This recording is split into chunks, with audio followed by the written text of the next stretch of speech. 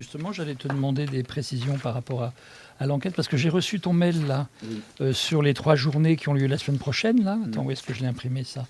Et ça rentrait, je crois, dans le cadre de l'enquête. Il s'agit d'enquêter, de faire des reportages, d'interroger, donc de mener une réflexion sur la participation. Du point de vue des gens dont on dit qu'ils sont le plus concernés, c'est-à-dire les gens qui sont dans la précarité. S'adapter, chacun, bon, bien sûr, s'il y a des impératifs tels que vraiment on ne peut pas faire autrement, il s'agit aussi de s'adapter. Mais l'idée, c'est aussi pouvoir vivre pleinement cette expérience, pour nous en tout cas. On a pris le temps de discuter, de faire connaissance, de comment on allait procéder. Et donc on a commencé à programmer un rétro-planning en fait, et puis des rendez-vous. Je lance l'enregistreur. Aux États généraux du christianisme, je vous ai écouté et j'ai eu l'impression que nous tous, on se disait mais la voilà la vraie participation.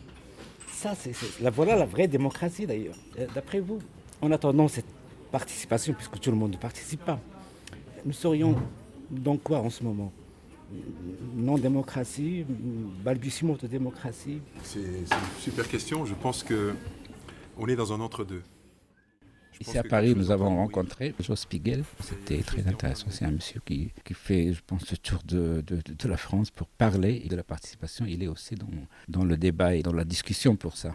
Malgré tout, j'ai quelques a priori sur la participation. Il a essayé de démontrer que ça peut venir d'en haut, pourquoi pas. Mais tout est dans la façon de faire, tout est dans la façon de trouver les gens compétents pour accueillir la parole, pour mener la discussion. Dans l'orange, quand j'ai refait des formations rémunérées, et je suis redescendue dans le rouge quand je suis arrivée au RMI. Parce qu'avant, c'était pas le RSA. Le séminaire il est centré sur les ressources. Qu'est-ce qui pourrait être amélioré dans le social? Est-ce que ça répond? Est-ce que c'est injuste ou pas injuste? Il y a une représentante qui représente toutes les personnes qui sont au RSA.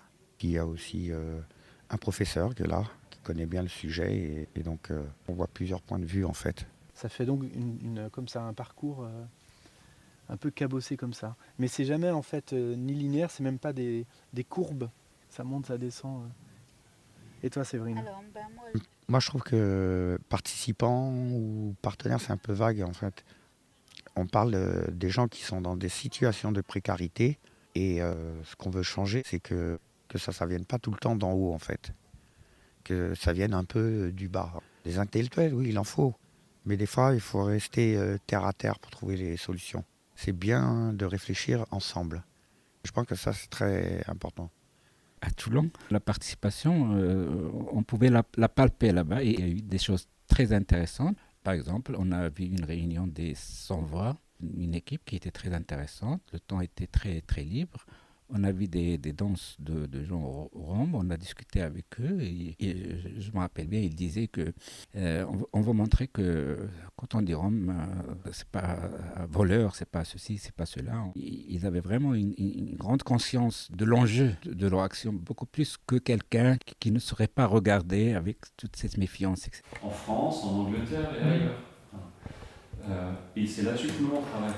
Redis-moi le troisième, unité, uniformité et Universalité. C'est très très intéressant de travailler comme ça en binôme. Parce que Laurent, lui, il est journaliste depuis 30 ans. Moi, je suis apprenti journaliste, ponctuellement. Ma vision des choses est plus terre à terre, je pense. Ce qui est intéressant dans ça, c'est que des fois, on a envie de dénoncer des choses. On va être révolté face à une situation où on va les manifester et on n'est pas entendu des fois. Et ce que je trouve génial dans le journaliste, c'est que finalement, tu poses des mots sur ces situations-là et quelque part, quand tu pointes certains problèmes et que tu les écris, ça vaut autant que de se révolter ou que d'aller faire des manifestations, en fait. Changer de regard. C'est ça qui est intéressant.